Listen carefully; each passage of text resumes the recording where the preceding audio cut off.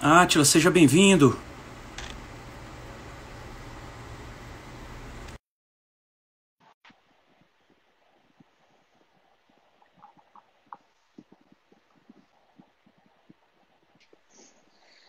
Ana Olá, Leone, boa boa noite, noite.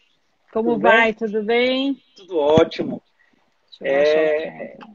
Você está me ouvindo bem? Está me vendo bem? Tá tudo ok? Ótima, a conexão tá ótima. Ah, tá. É uma honra e um prazer enorme, tá, para o Diálogo Aberto recebê-la aqui nessa noite. Muito obrigada pelo convite. Vai ser uma delícia aqui o bate-papo. Ana Leone, esse programa aqui, o Diálogo Aberto, foi criado pelo meu pai, ex-deputado federal Jackson Pereira, que antes de ele entrar na política, a carreira dele foi carreira em banco, né? E É, foi o deputado federal Jackson Pereira, e ele chegou a ser vice-presidente da Febraban. olha só, que bacana. É, aí, quando chegou na vice-presidência da Febraban, aí dali saiu para a política e fui morar com ele em Brasília, né? E Aham. infelizmente lá, aos 48 anos, ele faleceu e retornamos a Fortaleza. Mas assim, eu tenho na veia, eu tenho a veia financeira. Acompanhei a carreira Ah, do meu pai. muito legal, que bom saber dessa história, que bacana. É. Ana, eu posso aqui, por gentileza, eu tenho aqui uma biografia sua bem resumida que eu vou ler aqui para iniciar, tá, por favor? Ok. É Ana Leone, é superintendente de informações técnicas e educação de investidores da Associação Brasileira de Mercados e Investidores, né? É conselheira da Planejar, Associação Brasileira de Planejadores Financeiros, tesoureira da International Fórum de Investidores, de Educação de Investidores, né? Exatamente. Pronto. E colunista do Valor Invest.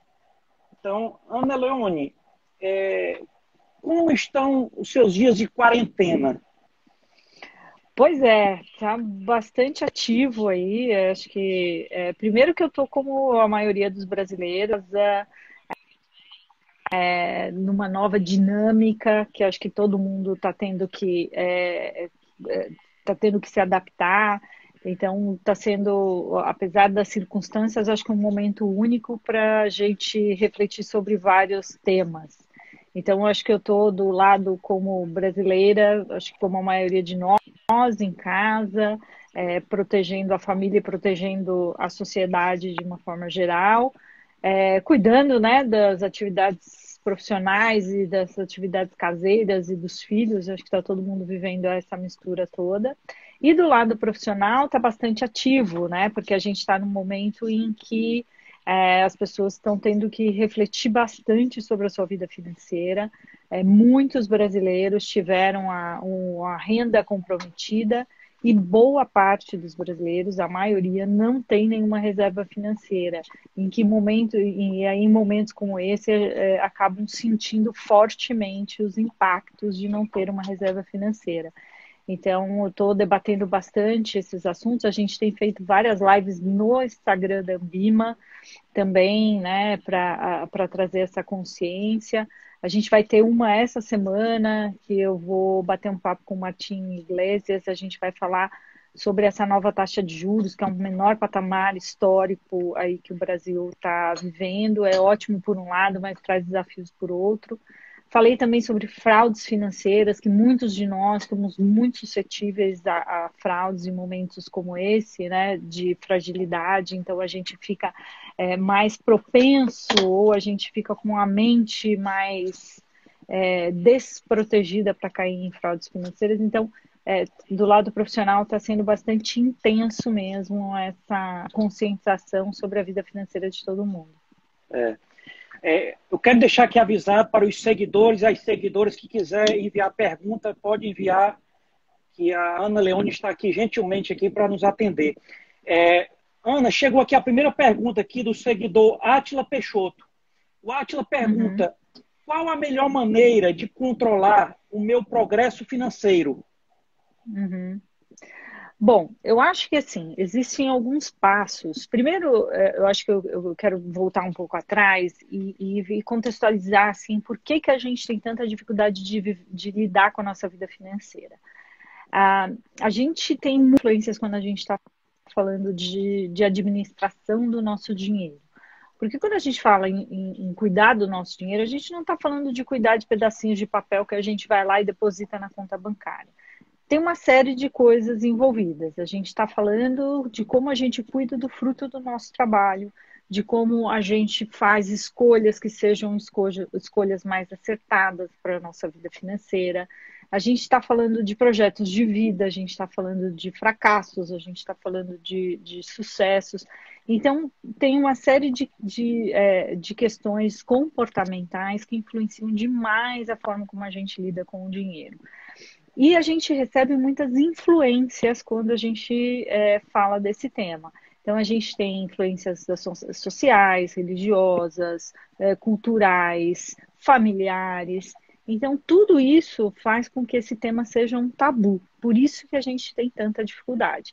Então, acho que o primeiro recado é: se você tem dificuldade de lidar com a sua vida financeira, bem-vindo ao clube, você não está sozinho, isso é uma dificuldade que todos nós temos em maior ou menor grau, né? Como é que a gente precisa cuidar da vida financeira? A primeira regra básica, que parece muito simples, mas é a que dá resultado: a gente tem que gastar menos do que a gente ganha. A gente não pode gastar no limite do que a gente ganha, porque, como eu falei no começo, se a gente não tem nenhuma reserva financeira, qualquer oscilação de renda, a gente acaba ficando vulnerável e suscetível a uma crise como a que a gente está vivendo. Então, eu acho que esse momento de quarentena, ele está propiciando para a gente, apesar dos desafios, e né, não há como romantizar um momento como esse, mas está trazendo uma grande oportunidade da gente rever alguns conceitos, principalmente os conceitos de consumo que a gente tem. Então, ele é um ótimo momento para, independente se a pessoa tem uma reserva financeira ou para aquelas pessoas que não têm, primeiro, de rever os gastos, de entender onde que estão os desperdícios e, como eu sempre falo, cortar o desnecessário para a gente não precisar mexer no necessário. Então, esse é o primeiro exercício que a gente tem que fazer. E é super dolorido, viu? As pessoas se recusam a fazer, elas evitam, é desgastante. Tem pesquisas que mostram que as pessoas têm até taquicardia aí, oscilação cardíaca, quando abre o boleto do cartão de crédito. Mas não tem jeito, é o passo que a gente precisa fazer.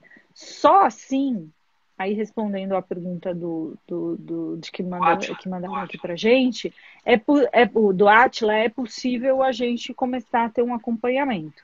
Então, a gente precisa saber exatamente o quanto a gente está gastando e a gente precisa saber o quanto a gente ganha, porque as pessoas também acham que ganham e quando elas põem no papel, a conta é a seguinte: a pessoa acha que gasta 1.000, quando ela põe no papel, em geral, está 1.500, no mínimo.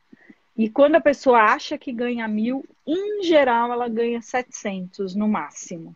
Porque tem descontos, tem variação, tem impostos, etc. Então, essa é a primeira forma: saber se você está no azul ou no vermelho, ou seja, se está gastando mais do que ganha. E aí, é o primeiro fotografia que você precisa tirar para saber como é que você vai acompanhar. Primeiro, ou sair do vermelho ou investir o que está no azul. Certo.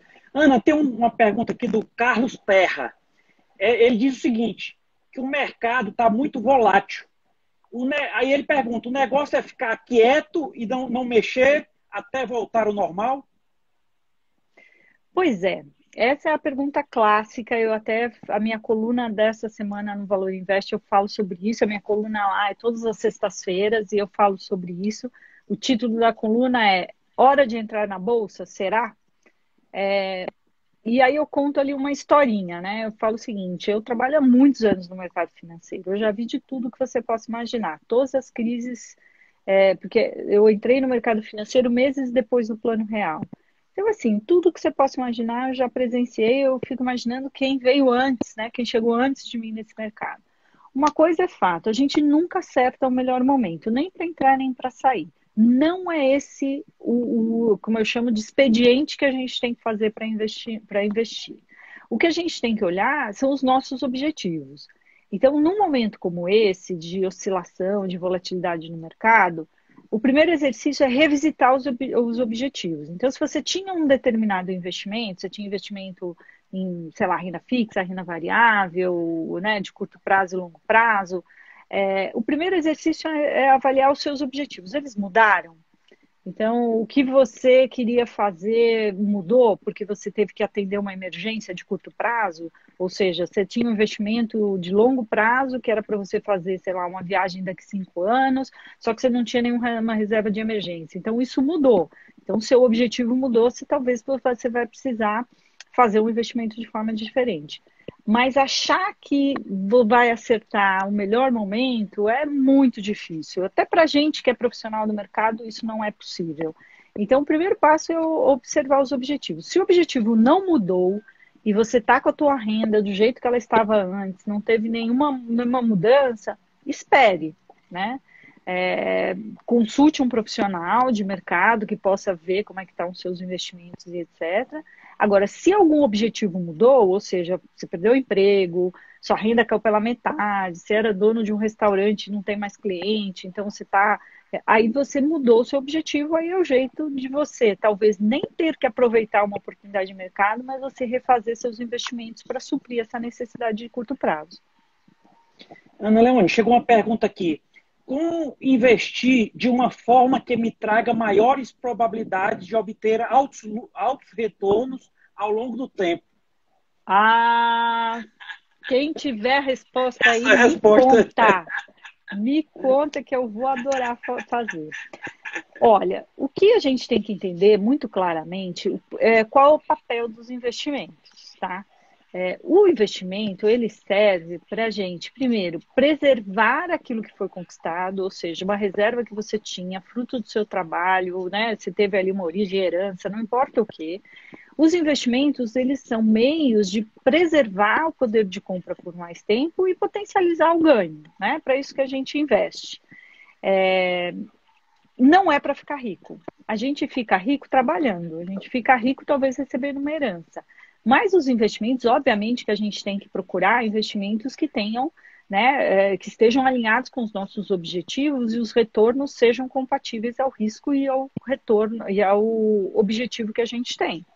Mas não existe isso. Se existisse, gente, primeiro que os profissionais de mercado não te falariam, eles usariam para eles, e outra porque não existe mesmo, tá?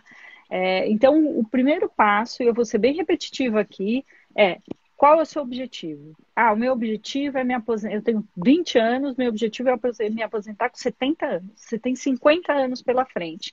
Então, você tem mais capacidade de correr mais riscos tentando ter um retorno maior. Mas todo retorno, né, todo investimento envolve algum grau de risco. Até aqueles mais conservadores, porque a gente tem várias variáveis que afetam os nossos investimentos. Quando é o cenário político, é cenário econômico, às vezes ambiental, social, epidêmico, que é o que a gente está vivendo agora. Então, são vários fatores. A gente nunca consegue neutralizar todos os fatores. Então, todo investimento envolve algum grau de risco. Quanto mais tempo você tiver para os seus investimentos, você pode correr mais riscos, porque seus objetivos estão lá na frente. Mas você sempre tem que dividir os seus investimentos em partes. Aquilo que você vai usar numa emergência, ou seja, no curto prazo, aquele dinheiro que é para os seus objetivos de vida, uma viagem, trocar de carro, fazer uma reforma na casa, né? Fazer o que você quiser da vida, e você tem que ter aquele investimento que vai garantir a sua aposentadoria lá na frente. Então, é isso. E todo investimento vai ter algum risco. Ana, outra pergunta aqui. É verdade que o Brasil é o único país do mundo que o governo não incentiva o povo a poupar? Não, eu acho que tem assim... Não dá para ter resposta simples para uma pergunta complexa, né? O que a gente tem, de fato, que eu falei no começo, é que a gente tem influências que são diferentes em outros países. Então, se a gente olha, por exemplo, o Japão, eles têm uma cultura de poupança, uma disciplina que essa disciplina ela é reverberada por todos os aspectos da sociedade. O japonês ele é muito disciplinado, ele é muito regrado, tem uma educação muito mais rígida. Então isso dá àquela sociedade uma determinada característica. Fora eventos que aconteceram lá, guerras, né, terremotos. Então, você tem uma série de cargas ou de fatores que levam aquela sociedade a ter determinado comportamento.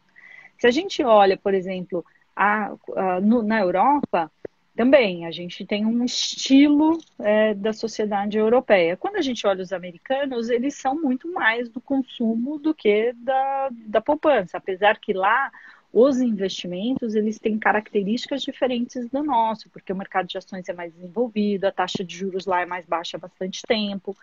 Então, cada país tem, né, cada região tem as suas características. O que a gente percebe no Brasil é que a gente tem uma economia estável há pouco tempo, mesmo que façam 20 e tantos anos aí, né, que a gente já tem uma moeda estável, etc., se a gente pegar a nossa geração, quando eu comecei a trabalhar, aos 15 anos de idade, meu contra-cheque era numa moeda que eu nem sei qual é, né? Então, eu ganhava um salário no mês, no mês seguinte eu não sabia, porque a inflação era altíssima. A gente tinha, assim, o jeito de guardar dinheiro era comprar arroz e deixar dentro de casa, porque era um jeito de investir. A gente investe muito em imóveis, é o principal, né, desejo de investimento do brasileiro. Então a gente a gente não precisa de políticas que incentivem a gente a investir. Poupar é um hábito que se cria, né? E aí, obviamente, que a gente tem a gente tem que dividir, né, a nossa sociedade em partes. Mas fato a gente tem pesquisas na Ambima que mostram isso. A gente na classe A, B e C, que são classes que têm recursos, têm a renda mais alta do país, etc. Se a gente pegar só o extrato da classe A, investe muito pouco. Então não significa que ter dinheiro, quem tem dinheiro poupa, né? Às vezes pessoas com um salário mais baixo, com a renda menor, poupa mais do que quem ganha, sei lá, 20, 30 mil reais por mês. Porque a gente está falando de comportamento, né? De estilo de vida que a gente adota, e aí isso pode influenciar ou não no nosso hábito de poupar. E nós, brasileiros, aí só complementando para não me alongar muito, a gente tem uma habilidade em lidar com algumas questões que outros países não têm, quando a gente fala de educação financeira, né? O brasileiro não tem educação financeira. Verdade, mas a gente tem boas noções, justamente porque a gente viveu muitas coisas, inflação alta, juros muito altos, então a gente tem, às vezes, mais noção do que países que são mais estáveis. Mas fato o brasileiro investe muito pouco.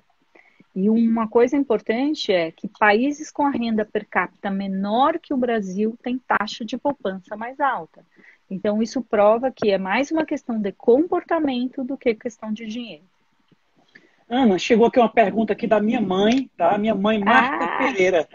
Especial Marta Pereira. Essa. Doutora Ana, por que as pessoas lidam tão bem com o dinheiro dos outros e tão mal com o nosso dinheiro? Não sei se essa definição é generalizada. Não é generalizada, é verdade. Casa de ferreiro, espeto de pau. Porque a gente está falando de uma série de...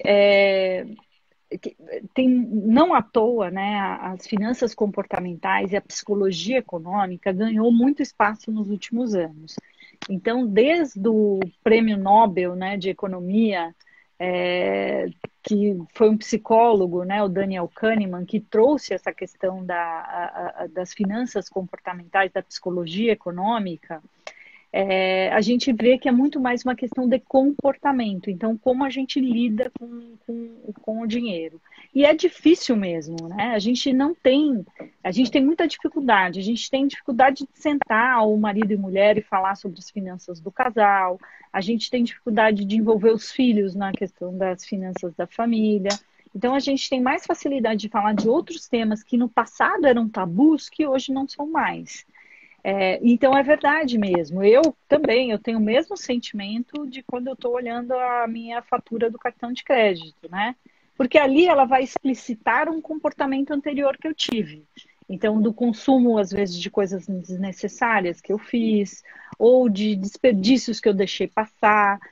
Então, a gente está falando de um tema que é muito difícil. Então, quando é dos outros, a gente, não, você deveria investir nisso, aquilo. Não, mas você está gastando aqui, isso é um absurdo. Para que você tem uma TV a cabo de 200 canais, sendo que você não assiste? Só que quando você vai fazer essa escolha, não é só uma escolha financeira, é uma escolha de vida. Então, é mais difícil.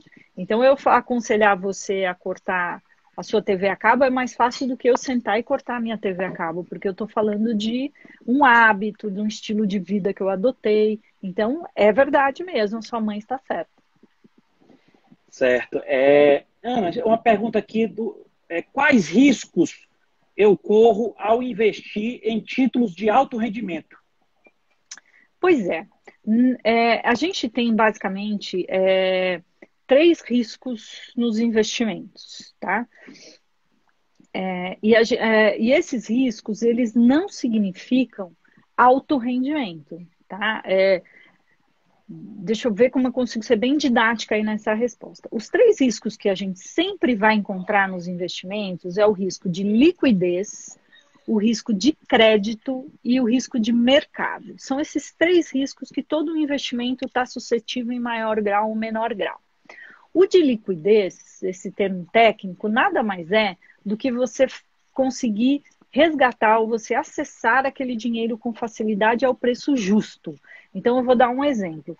Imagina que você tem um carro que é um carro super popular e que todo mundo tem. É muito mais fácil você vender ele se você precisa de um dinheiro rápido, né?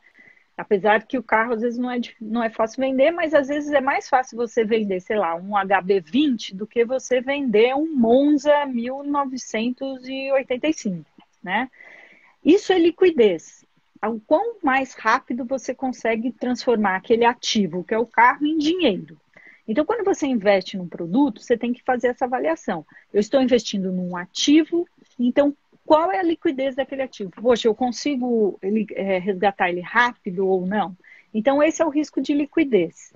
Então, ele pode ser alto ou baixo, você tem que mensurar isso. O segundo risco é o risco de crédito, ou seja, eu estou investindo em alguma coisa e eu tenho que ter qual a minha avaliação de que eu vou receber aquilo de volta. Então, você empresta o dinheiro para um amigo seu, você tem aqueles amigos que pagam melhor do que outros. Então, um tem um risco de crédito mais alto do que o outro. Você vai emprestar para sua mãe, você sabe que ela vai te pagar, o risco de crédito seu é baixinho. Você vai emprestar para o seu cunhado, talvez o risco de crédito seja alto. Então, você tem que avaliar isso também. Quando você tem um investimento, por exemplo, você investe num CDB de um banco, ou você investe numa letra financeira de um banco, é isso. Poxa, eu estou emprestando dinheiro para aquele banco e ele vai me pagar de volta lá na frente com juros, porque ele vai usar o dinheiro. Então, ele é bom pagador ou mau pagador?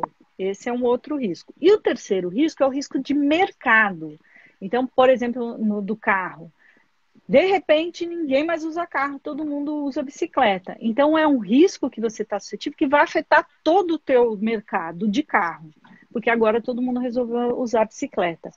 Então, todo investimento vai ter algum risco, e aí, dependendo da combinação.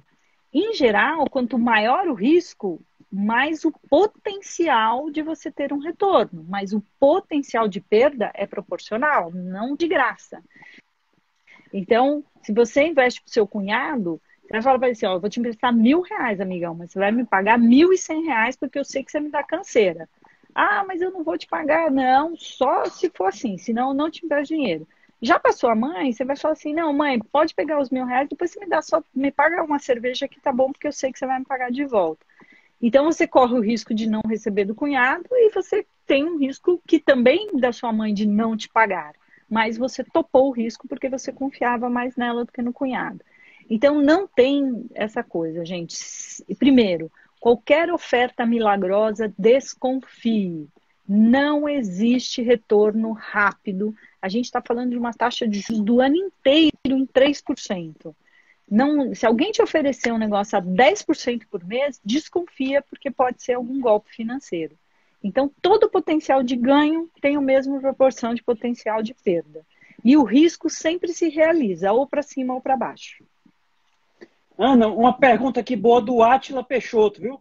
Ó, Átila. O Átila pergunta: quando eu ganhar na Mega Sena, qual conselho você me daria? Ó? Primeiro, não gaste por conta, né? Porque o dinheiro, como dizem por aí, não leva desaforo e não leva mesmo, tá?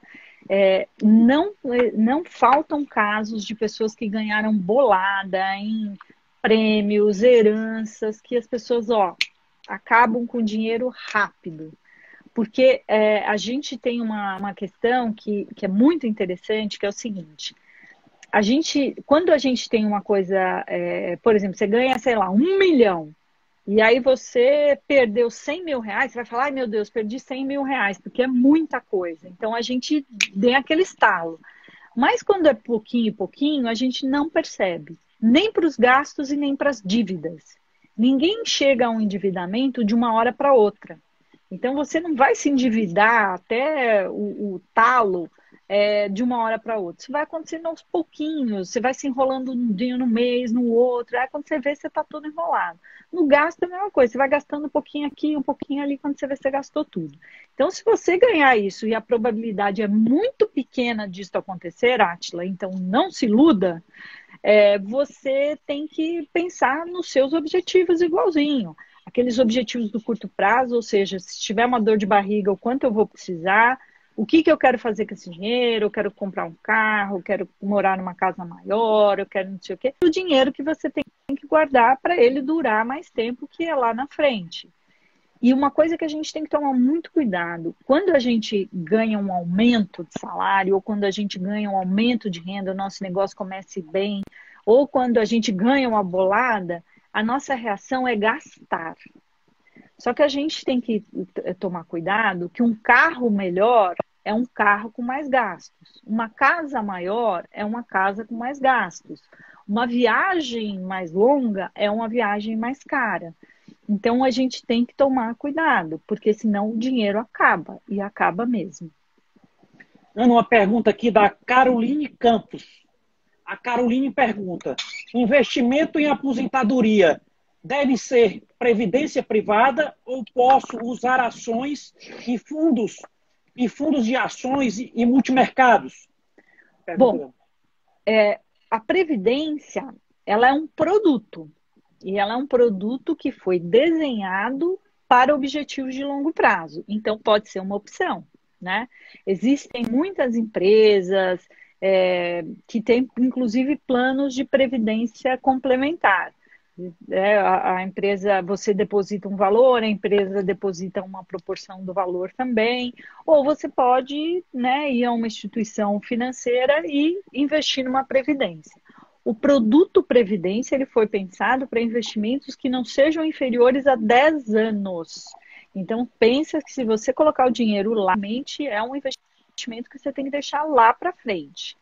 Só que você pode montar seus investimentos pensando nesse objetivo de longo prazo. Aí sim, você pode, como eu falei já aqui, se você tem um horizonte mais longo de tempo, você pode diversificar em ações, em fundos multimercado, tudo dentro do seu objetivo. Pensa só, se você tem uma regrinha no mercado, Rodrigo, que é o seguinte: para investir você precisa de duas coisas, tempo e dinheiro. Quanto mais você tiver um mês, você precisa do outro. O que isso significa? Se você tem 20 anos, você tem que fazer um esforço financeiro menor para se aposentar do que quem tem 50, né? Então, quem tem 20 anos, para chegar nos 70, tem 50 anos pela frente. Quem tem 50 anos só tem 20, então tem menos tempo. Então, vai precisar de mais dinheiro porque tem menos tempo. E um jovem de 20 anos vai precisar de menos dinheiro porque ele tem mais tempo. Então, quando a gente pensa em investimentos de longo prazo, a gente pode usar o produto de previdência e também pensar em outros produtos que possam complementar essa renda lá na frente. Mas tome cuidado, se você investir num produto de previdência e precisar resgatar antes, talvez você tenha um super prejuízo, porque o produto foi pensado para longo prazo. Ana, tem uma pergunta aqui. Para o país crescer, o dinheiro tem que circular? Tem que circular e tem que poupar. Não dá só para circular. Porque pensa só, olha o que está acontecendo nesse momento, né? Vamos tirar uma fotografia. O dinheiro estava circulando, então, a rigor, as pessoas estavam consumindo mais, as pessoas estavam, né, investindo no seu negócio, e aí todo mundo zerado, porque todo mundo é exagero, né? Uma pesquisa que a gente faz anualmente na Ambima mostra que no ano passado só 42% das pessoas da classe A, B e C tinham algum investimento.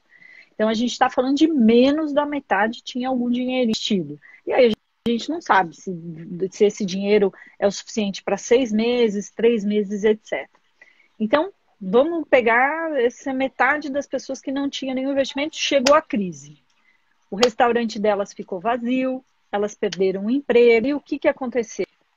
A economia, de fato, estava girando, isso é uma parte super importante. Só que agora a gente está tendo que fazer um super esforço para subsidiar essas pessoas que não tinham nenhuma reserva. Então, é óbvio que né, o governo está fazendo benefícios sociais, né, ajudando as pessoas, os pequenos empreendedores, que tem que fazer isso mesmo, é um papel, a gente precisa ter né, algum instrumento que ajude essa fragilidade que a gente está passando, mas se as pessoas tivessem uma reserva, esse esforço do governo poderia ser menor. E as pessoas teriam um pouco de fôlego para aguentar a crise, né? Então, a gente precisa das duas coisas, gente. A gente precisa gastar, a gente precisa consumir, porque a gente precisa fazer a economia girar, mas o que leva um país mais no longo prazo é o país que poupa, o país que tem poupança popular mesmo. Né? Porque senão a gente fica muito fragilizado em qualquer crise que aconteça. Ana, chegou uma pergunta boa aqui, viu? Chegou uma pergunta boa. Essa pergunta é do arquiteto. Essa pergunta é do arquiteto, artista plástico e poeta, Totonho Laprovitra. O Totonho pergunta: como se educar financeiramente sem dinheiro? Pois a gente aquela galinha, o que é que vem primeiro, né? A gente precisa de educação financeira para poder poupar dinheiro para poder fazer educação financeira. Tem que mandar ele fazer ginástica. Aí é só uma ginástica para resolver isso aí, né? Pois é. Mas eu acho, assim, uma coisa que eu sempre falo também, a gente tem que começar aos poucos, gente. Qualquer maratona começa com os primeiros 100 metros, né? Primeiro que eu acho que a gente vai viver muito tempo. Então, nossa geração, ela está ganhando aí uns 10 anos de vida a mais do que a geração anterior. Então, a gente tem muito tempo pela frente para poder organizar as finanças.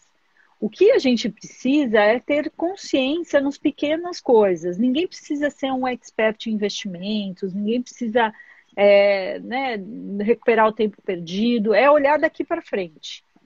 A educação financeira, ela nada mais é documentos e conhecimento que você adquire para gerir melhor a sua vida nas suas decisões cotidianas. Então, a gente precisa ter coisas simples. Se você souber a regra simples de que você precisa ganhar mais do que gasta, sempre, e esse excedente precisa ser poupado, você já é um expert em educação financeira. A questão é que a gente sempre inverte essa lógica, né? A gente ganha 1.000, aí a gente tem lá todas as contas que a gente precisa pagar. Então, a gente vai lá pagar água, luz, telefone, aluguel, e combustível, transporte, etc. E compra aquilo que eu gosto, né? Porque ninguém é de ferro. Se sobrar, eu poupo. Tá errado. A gente precisa ganhar 1.000, a gente precisa pagar o que é básico, precisa poupar e gastar o que sobra. Se a gente não inverter essa ordem, a gente nunca sai desta situação. Então, por isso que eu falo e afirmo com toda certeza, a gente está falando muito mais de uma questão comportamental do que uma questão financeira. Então, as pequenas decisões são muito importantes. Então, Uma coisa que eu dou, né, que perguntam sempre assim, então como eu começo? Que dicas que você tem para isso? Primeiro, para que você tem mais de um cartão de crédito se você tem só uma renda? Você tem um emprego, você tem uma fonte de renda e a pessoa tem 4, 5 cartões de crédito, tem 4, 5 fontes de gasto. Tá errado. É um para um, né? Se você adora, porque eu também acho que a gente não tem que abrir mão das coisas que são boas na vida, né? Você adora jantar fora, vá uma vez por semana, não precisa ir 3. Se você vai 3, vai 2, depois vai uma. Aprenda a cozinhar em casa e ter fazer um bom jantar você mesmo pela metade do preço. Então a gente não precisa abrir mão das coisas que são boas. A gente precisa aprender a fazer escolhas dentro das nossas possibilidades. É assim que verdadeiramente a gente prospera. Porque não adianta você ganhar 100 mil reais e gastar 101. Você não é rico, você é gastão.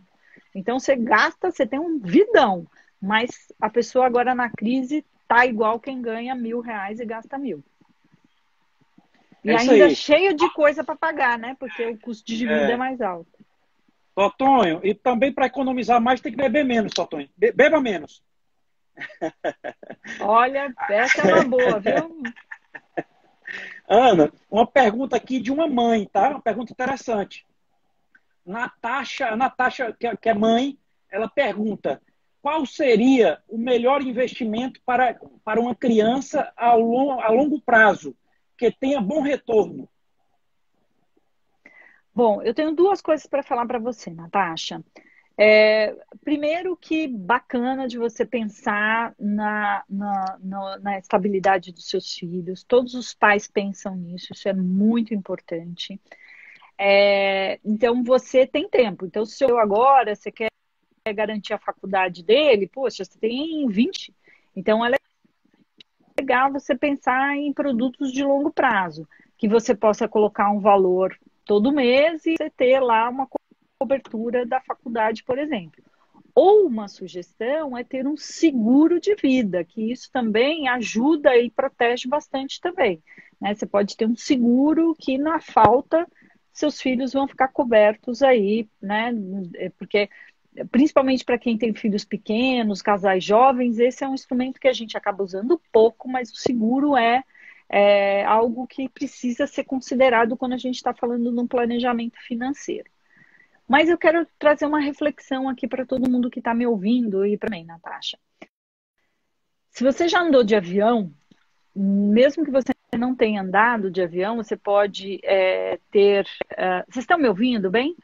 Tá me ouvindo? Às vezes está dando uma travada. Legal.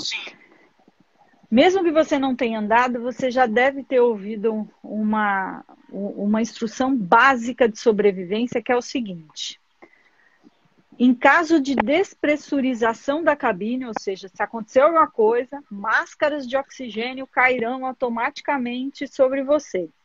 Ponha primeiro em você, depois ajude o outro.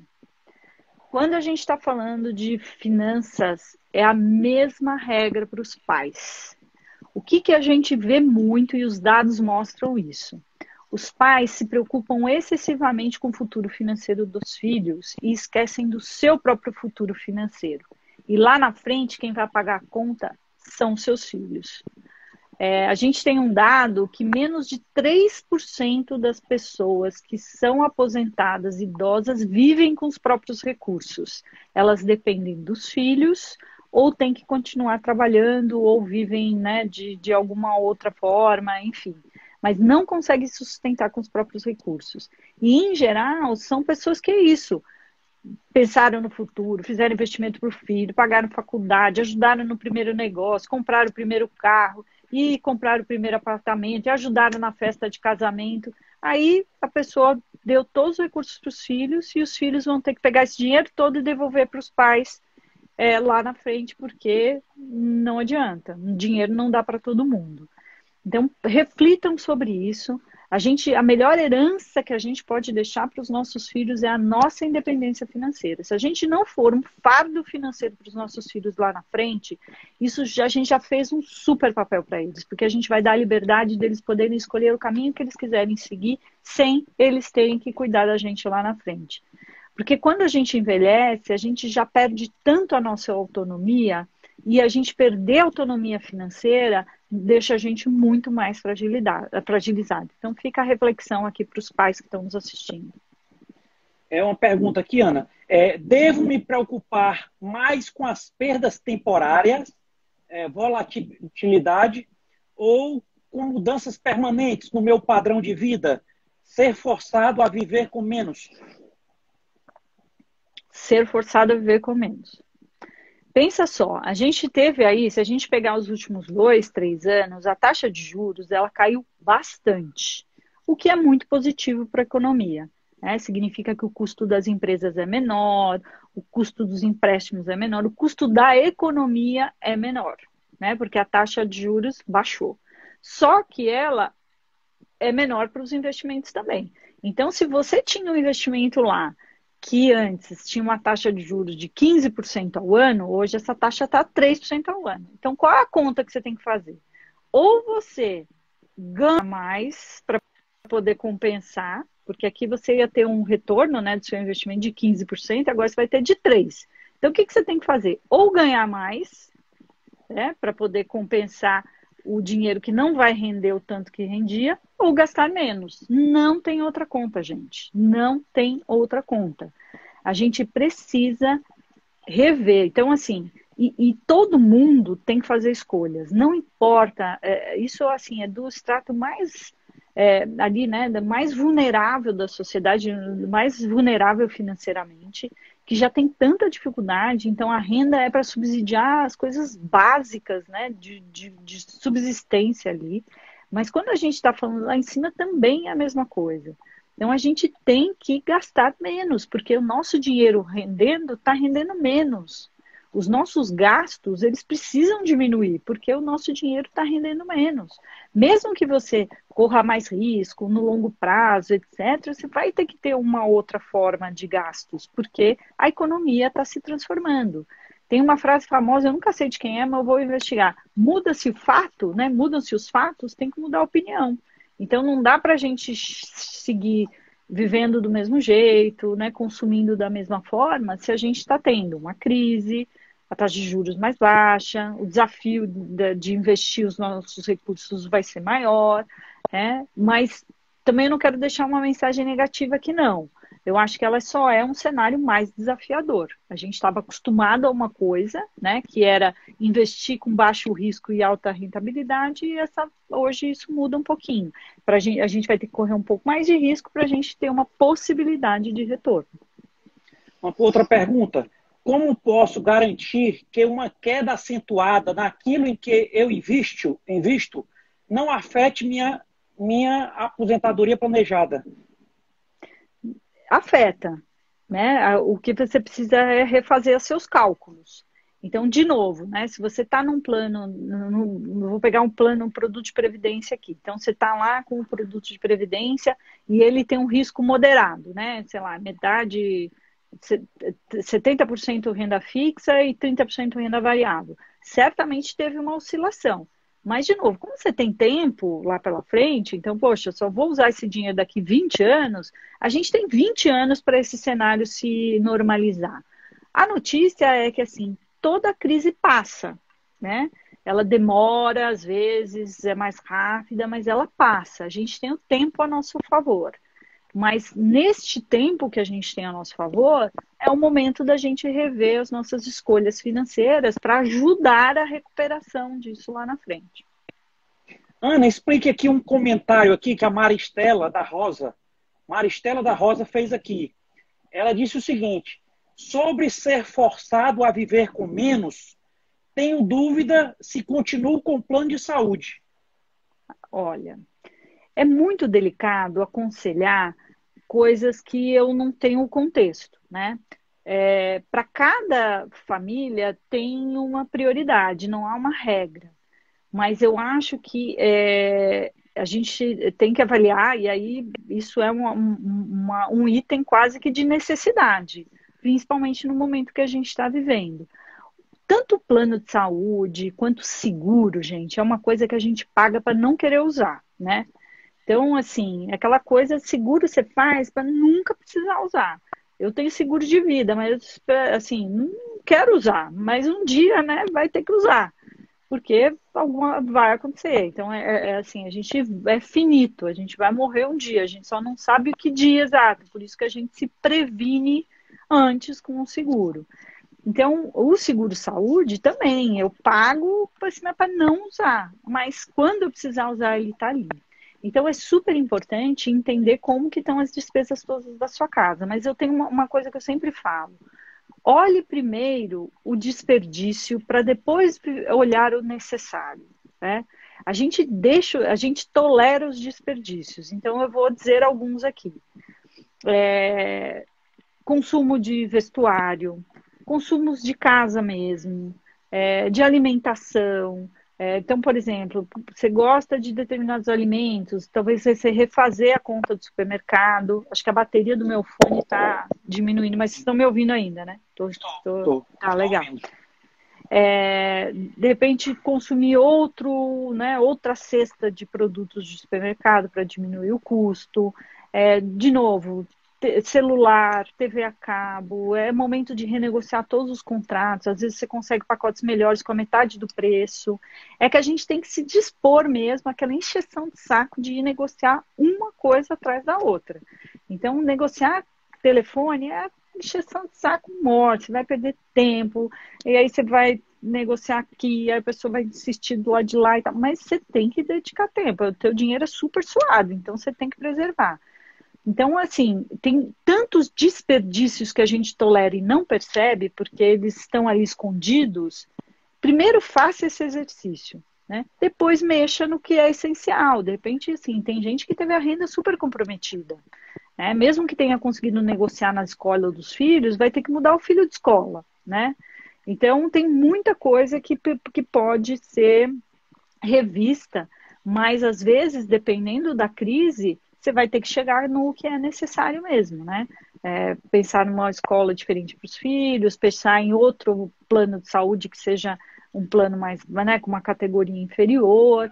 Mas meu conselho é que sempre tem espaço do desperdício que a gente não percebe. Ana, chegou aqui uma pergunta de uma grande empresária aqui do Ceará. Ela é líder classista aqui no estado, das lojas Tentacion, Fátima Duarte. A Fátima pergunta: Ana, no momento a economia está boa, está ruim, só não em alimentação. Ana, no momento a economia está... Uhum. A última pergunta aí, não é? Ana, no momento... Mas no momento... A economia... Se ela puder refazer a pergunta... Fátima, não está bem clara, não. Enquanto isso, enquanto a Fátima refaz, tem uma pergunta aqui do Carlos. Fundo imobiliário que invisto está dando 0,65% ao mês. É um bom rendimento? A taxa de juros no ano é 3%, né? Eu acho que você deve estar em algum produto bastante arrojado. É legal você dar uma olhada para ter certeza de que você está adequado ao seu perfil. Certo. Outra pergunta aqui. Vou Ana, trocar o fone aqui, tá? Porque certo. Acabou a bateria. Pronto. Vai lá. Outra pergunta. Qual carreira devo escolher? Será que minhas habilidades ainda estarão em alta, mesmo em uma economia ruim? Olha, tem uma coisa que é interessante. Vocês estão me ouvindo agora? Eu pus um fio aqui, porque o meu outro zerou a bateria. Sim. Eu acho que a gente está vivendo um momento bastante desafiador, né? Por mais que outras crises que a gente tenha passado mais recentemente, essa está trazendo um desafio adicional, porque ela nasceu... Se a gente olhar para trás, as crises, elas tiveram o epicentro mesmo no mundo financeiro, né? E reverberou para a sociedade. Agora a gente teve um problema na sociedade que impactou a economia como um todo. Então é desafiador. Mas se a gente tirar esse efeito da crise, a gente já percebia uma mudança muito grande no mercado de trabalho. Então, a gente, novos jeitos de se trabalhar, novas novas empresas, novos estilos de empresa, novo, né, a economia compartilhada. Então, a gente já estava com o mercado de trabalho em transformação. Essa crise, ela trouxe ela veio e falou, ó, agora mudou mesmo, né, gente? Atenção. Mas tem muita gente se renovando no momento de crise, né? A gente percebe, assim, pessoas atuando em redes sociais, as pessoas reinventando seu negócio, as pessoas que tinham, por exemplo, até era uma pergunta da Fátima, que talvez seja isso que ela queira perguntar, ela é do ramo do vestuário, estão sendo feitas promoções, estão sendo feitas entregas personalizadas. Então, assim, as pessoas estão se reinventando e nisso o brasileiro é bastante criativo mesmo, tá? Então, não há dúvida que a gente está num momento que já vinha acontecendo de uma reflexão do mercado de trabalho.